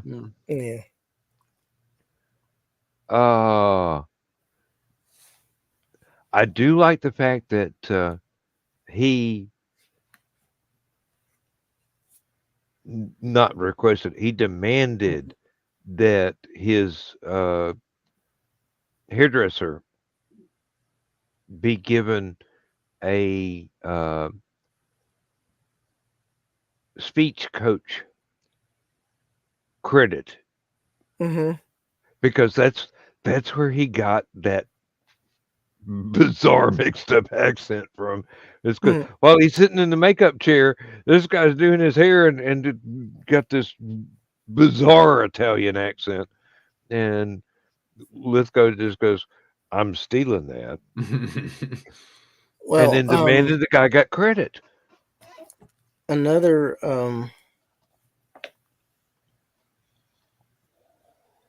movie that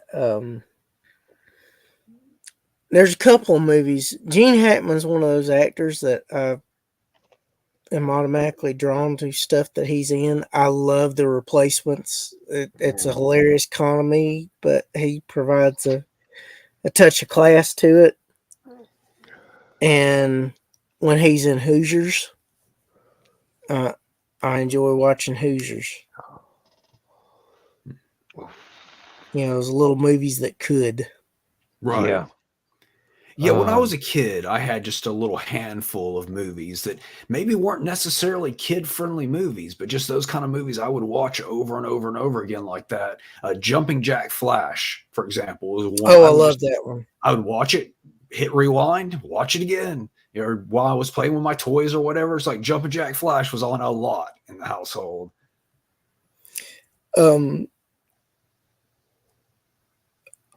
Another movie that I really liked was Gung Ho with Michael Keaton in it. That was another one that was on a lot. Still holds up too. Still a very entertaining little movie. Yeah. I have yet to see Keaton do something that I didn't enjoy. It doesn't matter whether he's a supporting character or a lead. Oh, and while it wasn't the greatest movie ever, that scene was so epic in the Dream Team where that guy's in a hospital gurney bed and Peter Boyle walks by and says, "Arise, my son," and walk. He gets up and then I fall right down. Yeah. Gee, it's great to be young and insane. Yeah. That I need to get a copy of that one. I don't know why it's not on my shelves right now, but you ever see that little Michael Keaton movie where he starts cloning himself and he goes too far? That was a cute little movie. Yeah. Another one I really enjoyed was of course, Mr. Mom. Well, yeah. Night Shift. Oh yeah, that's a really good one. It's got him, and that was my first shock of realizing just how Henry Winkler really was, because I was used to the Fonz. Not this kind of nerdy guy. It's like, damn. Yeah. Not to mention that had him singing Jumping Jack Flash because he was listening to it on his little Walkman. And dun, dun, dun, dun. You're right. Oh yeah. And of course, it had one of my favorite acts from the early 80s, Quarter Flash. Yes. Doing the soundtrack. They actually did the title song to the soundtrack. That was very effectively done. It's weird the way a good soundtrack can improve a cheesy movie. Yeah. I mean, it may not be the best movie in the world, but if you've got the right soundtrack to it and the right audio effects, you can turn that sucker around and make it into a cult classic. Oh, I agree. I think soundtracks are very important in movies. I don't know if I would say they can break a movie, but they can certainly make a movie. That's true. Yes. Well, I mean, look at Top Gun. Its soundtrack was one of the best things about it. Mm-hmm. Oh, yeah. There are any number of movies that have gone the route of going, okay, we don't know how the audience is going to like the action and the characters, so let's crank it to 11 on the soundtrack. And all of a sudden, you got a big hit on your hands. And it would have been a hit anyway, but the soundtrack just made people sit up and pay attention. Yeah. Have either of you ever seen Inferno by Dario Argento?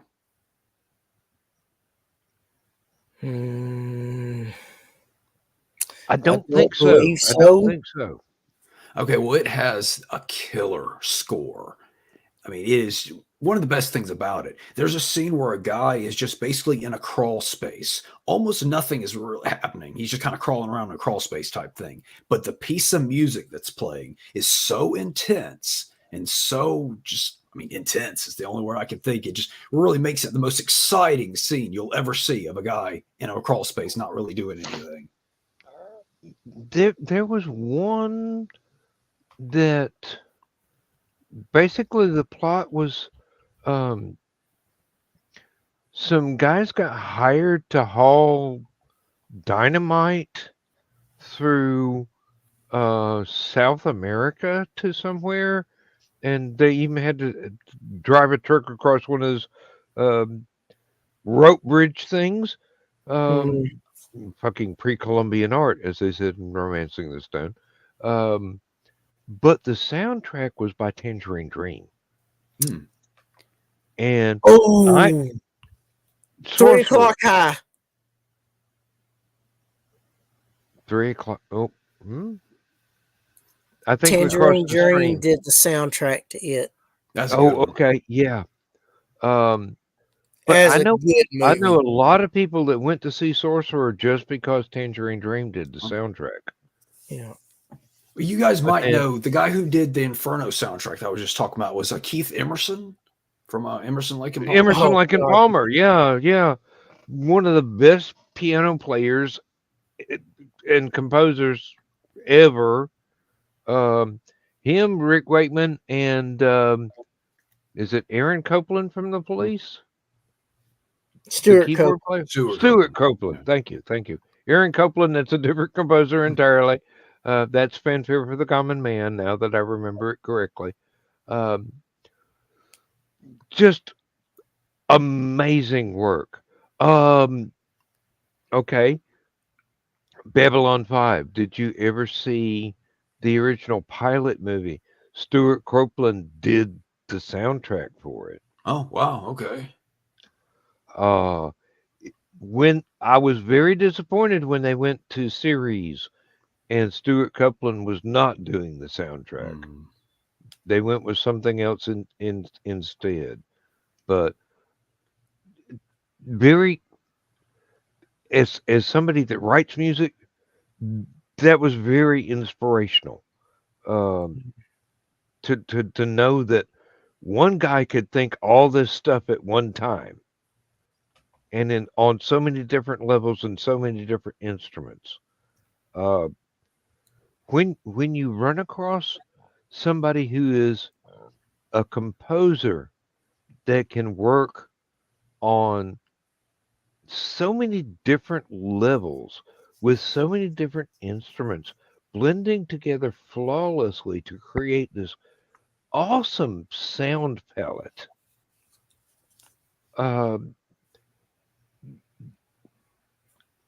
When you're a kid and you want to write music and you hear this stuff, you go, I want to do this. Jeff Wayne's War of the Worlds inspired my 10,000 Airships album. That was supposed to be an audio play, but I never could get the voice actors. So I never finished writing the script.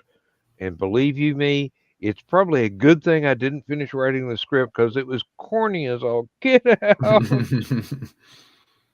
Not worthy of H.G. Wells or Jeff Wayne or all the people that were doing the vocals and the orchestra.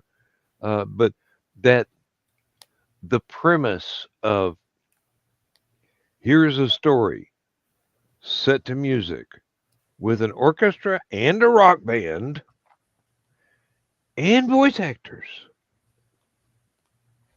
One of these days, I might actually get that right. But I've already gotten the orchestra and rock band bits together. It's writing a script that people will actually pay attention to. That's the hurdle I have to. That's the hoop I got to jump through on that one. Maybe if I said it in the spaceport bar, it would have been easier. But that would be I actually was kind of going. neat, though, to just have that more that outside media for that universe. Yeah, it really is. I was going through my steampunk period at that time. Not that I've ever outgrown it. It's just, it's kind of hard to connect. There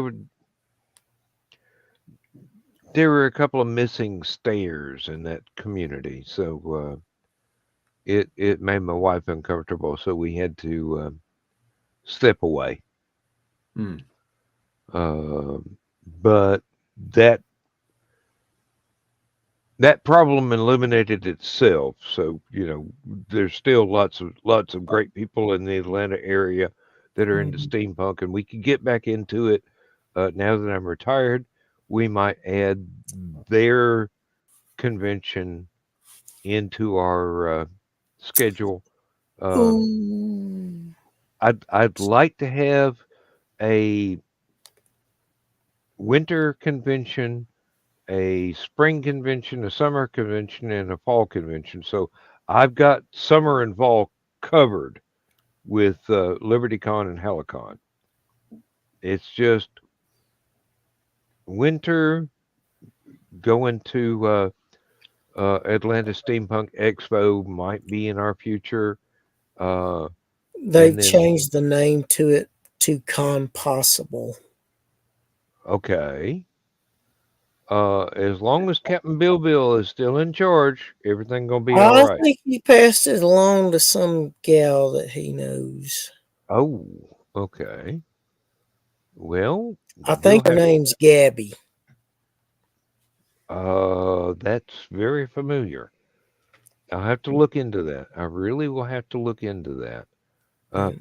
The trouble is, because of my health, I have to stay within about a 3-hour drive of conventions now. So LibertyCon is right at the far edge. Hallowcon is well within the far edge. Atlanta has its own problems. Oh yeah. Oh, I hate 285 with a passion. That is the Watermelon 500 needs to have stricter rules, and I think if I'm lucky, there might be something in North or South Carolina that's within our reach. I do not know. I have been invited to a lot of things like stuff down in Florida that look just absolutely awesome, but 11 hours is way beyond my capacity to drive anymore. Arthritis is, to coin a phrase, arthritis is a real pain. Does Lindsay not drive? Lindsay suffers from PTSD. We were rear-ended by a teenager on his cell phone back in 2007. She did not drive again until 2017. Okay. So she has come out of her shell well enough to be able to drive about 15 miles away from our house. Gotcha. But that is the end of her comfort zone where the heavy traffic starts. Right. Yeah. How close are you two in reality? Like, aren't you both in Georgia? Yeah. Yeah. Chris is what, 2.5 hours away? Oh, that far. Okay. Yeah, something like that. I'm about, depending on how traffic is, I am 30 minutes south of Chattanooga. Okay. Yep. About 2.5 hours for us because to avoid Atlanta, we take back roads Yeah. Mhm. to go to Chattanooga or Dalton for Hallowcon. There's nothing wrong with cruising the back roads. Um, can't go very fast, but there's not some idiot in a Porsche trying to cross 5 lanes of traffic in front of you to get to his off ramp, which is like every 5 minutes in Atlanta. Yeah. Oh, I it- remember because I grew up in a small town in Georgia, so to do anything really, Atlanta was the closest place to do anything. So we have to make a lot of weekend trips to Atlanta. I used to go on 285 on a motorcycle in rush hour traffic, no qualms.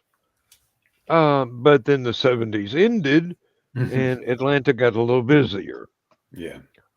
Um, I haven't. Yeah, the I funny thing is, Charlotte's the biggest town in city in North Carolina. I drove through it last year, and I was kind of disappointed because its roads are nowhere near as well developed as Atlanta's. And I'm just Mhm. like, I thought this would be bigger. I've got to say, if you go through the Raleigh Durham area on the freeway, that's even more dangerous than 285. Hell, There's going not a through Nashville is about more dangerous than 285. I'd rather drive through Atlanta traffic than Nashville traffic. and I grew up as my teenage years were spent driving through Knoxville. And even then, there was when they were redoing the highway for the World's Fair, Yeah. and every lane you got into ended in 500 feet, and there were concrete walls on each side. It's like being on a light cycle in Tron. Mm, I mean, you either you either zigzag to the right direction or you hit the wall. Um, yeah. and they do not allow traffic under 70 miles an hour in Knoxville. I don't care if it's posted limits 45. They're going to be doing 70 at least. Tennessee's like that. You mentioned Nashville real quick. There was a band I wanted to recommend to both of you, more so Chris, because I think it's Mhm. really up his alley. But it's a group of they're basically kids. I mean, they can't be even 20 years old yet. Out of Nashville, called Lost Hearts. Okay. But they're just like I Oh, said, just this group of kids doing old school, like kind of 80s style melodic hard rock. Really good, and shows a Oh. little hope for the future. Um, are you familiar with Frontiers Records? Yeah, absolutely. They basically saved the bands from the 80s that we loved, Yeah, a lot of great stuff on Frontiers. and they are really good at putting together super groups. Is Revolution Saints on Frontiers? What was that? Is Revolution Saints on Frontiers as well? Yes, That's that's one of the super groups they put together. mm. Oh, though they switched out this latest album. They switched out Aldridge for Hoekstra and Jack Blades for Jeff Pilson of Dokken and Foreigner fame. But Dean's Well, still there playing drums and singing. I hate to say it, but we've reached the end of the 2 hours. Yeah. oh. Yeah. Um, I'm going to have to go and nuke some food because I have been napping on and off all day. Yeah. My sleep cycle is still screwed up, but I'm either staying up all night or I'm sleeping all day or I'm up before daylight. for some godforsaken reason my psychology does not understand. You'll get It's used like to I'm it. waiting on the alarm clock to go off so I can go to work, and I'm going, screw that. I ain't going back no more. But Rob, thank I'll put my name you need to search under. Yeah, I was going to do that as soon as we finish the stream. Yeah, that's fine. I just got thinking about it. He probably would help if he saw my last name. That works. Yeah, I was just going to dig through Dan's friends list to find it, Yeah. but that works too. Oh, you'll find all kinds of interesting people in my friends list. Yeah, same here. All right. Well, gentlemen, it was a pleasure again. Glad I could. Thank you for joining in. Thank you very much for being here. We really appreciate it every time you grace us with your presence, and I'm looking forward to the next Atomic Snack Bar. Go good, guys. Good night. Good one, fellas. Yeah. Until next.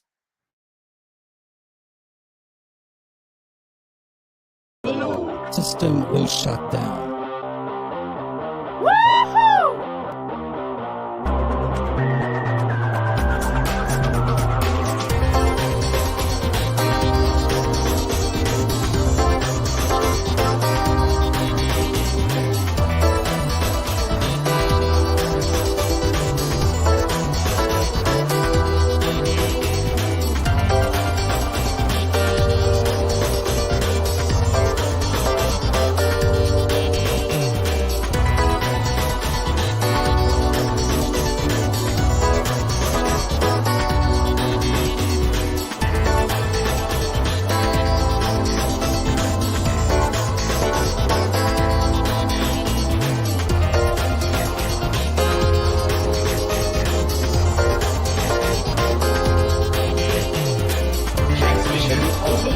System will shut down.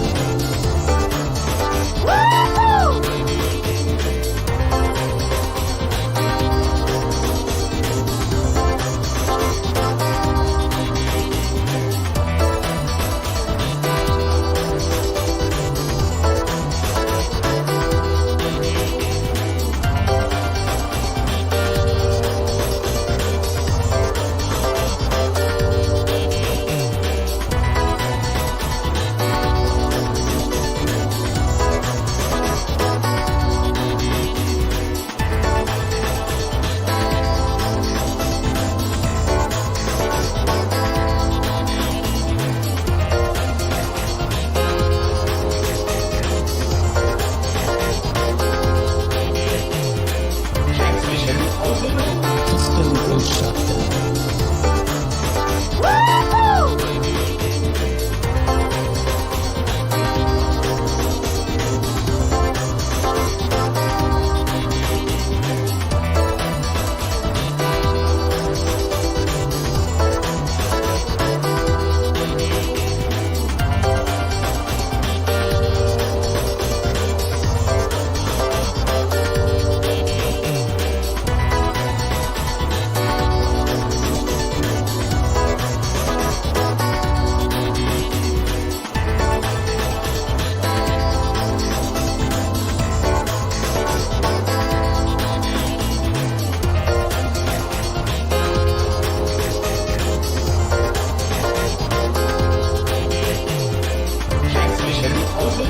System will shut down.